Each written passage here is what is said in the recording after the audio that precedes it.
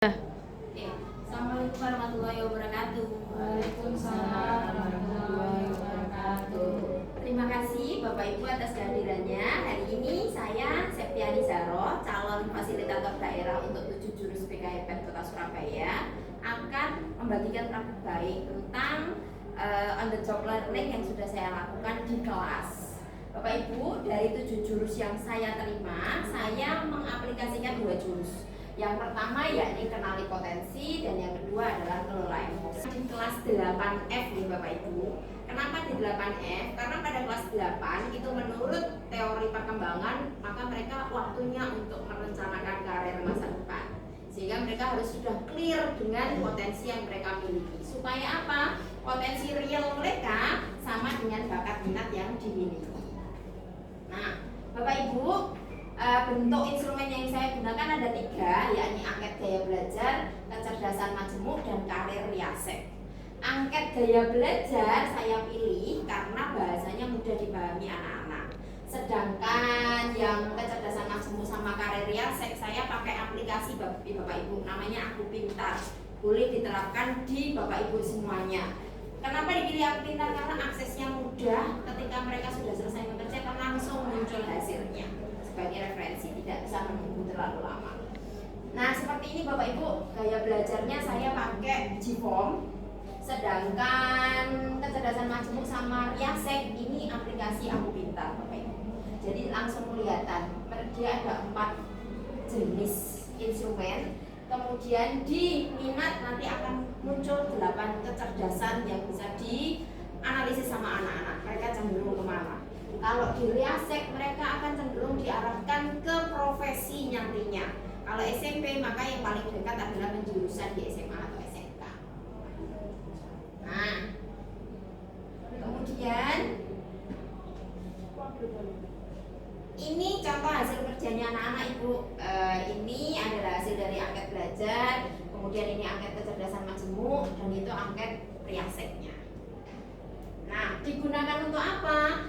Interpretasi hasil asesmen itu dibagi menjadi 3 hal. Semuanya di 8F. Kalau di gaya belajar untuk merekom bagaimana cara memaksimalkan belajar. Oh, aku auditori, maka fokusku harus sebelah mana? Oh, aku visual, oh aku kinestetik. Kemudian kalau di kecerdasan majemuk digunakan untuk pemilihan ekstrakurikuler. Sedangkan untuk kecerdasan karir riasek digunakan untuk memilih jurusan di SMA. Nah, integrasinya dalam program lanjutan bimbingan konseling dibagi menjadi 2. Yang pertama tadi rekomendasi pada siswa, kita jelaskan hasilnya. Yang kedua, siswa yang masih kesulitan, kadang-kadang anak membuka angket kan, ini jawabannya apa Ibu ya? Persis antara satu dengan yang lain. Nah, mereka bisa melanjutkan ke konseling ini untuk kegiatan lanjutan. Ini dokumentasi pelaksanaan di 8F. Nah, kita masuk ke jurus 2 Bapak Ibu. Jurus 2 itu kenali emosi. Bapak Ibu, kalau saya bilang aku emosi, konotasinya apa Bapak Ibu? Marah. Ternyata Bapak Ibu, anak-anak itu mindsetnya juga sama dengan Bapak Ibu. Emosi itu dimiskonsepsikan menjadi marah. Padahal emosi itu ada yang sedih, ada yang senang, ada yang kecewa, itu juga emosi. Maka penting Bapak Ibu untuk mengelola dan mengenal emosi. Mereka harus menerima perasaan tersebut, ambil jeda, kemudian tentukan tindakan yang harus dilakukan. Sebenarnya emosi itu adalah perasaan yang muncul sebagai respon terhadap situasi tertentu. Boleh senang, sedih, marah, takut. Nah, di sana kami diajarkan pembelajaran sel Bapak Ibu. Sel itu adalah ketika panjenengan kemampuan jenengan piyambak-piyambak sendiri-sendiri, nantinya jenengan harus bisa mengidentifikasi dulu anak-anak itu sudah ready belum untuk menerima matematika kah, bahasa Indonesia kah, teknik informatika kah, IPA kah, sebelum lanjut ke pembelajaran. Nah, Bapak Ibu, jurus 2 ini harus terintegrasi dengan mata pelajaran. Kemarin saya bekerja sama Bu Reni dari Mapel Bahasa Inggris untuk biar mereka semua, anak-anak itu punya yang namanya social awareness. Mereka harus mampu membentuk saling memahami antar siswa sebelum mereka siap untuk melakukan pembelajaran. Emosi, ada proses tindakan. Kalau emosi yang muncul langsung direspon, pasti emosi ini konotasinya adalah marah, disenggol koncone, kok nantang tak. Nah, responnya seperti itu. Tapi diarahkan seperti ini Bapak Ibu, emosi jeda dulu baru respon tindakan. Disenggol koncone, amukan sih, relaksasi. Terus nanti yang muncul pasti tidak akan kok nantang tak. Kalau ada jeda, ini yang harus jenengan pahami saat memberikan pembelajaran sel, mengidentifikasi anak-anak, emosi anak-anak. Ketika mereka, Bu aku durung mengerjakan, Bu aku PR aku durung mari, jenengan ambil jeda dulu. Karena respon jenengan pasti, oh nih wis tak kandani PR ku deadline hari ini ternyata. Nah, nanti akan mengarahnya tidak memaksimalkan pembelajaran, tapi 1 jam pelajaran itu pasti isinya ngomel-ngomel. Bapak Ibu, setelah tadi saya menjelaskan jurus 1 dan jurus 2 tentang kenali potensi dan mengelola emosi, salah satu jurus kan mengharuskan kolaborasi dengan Bapak Ibu mata pelajaran lain.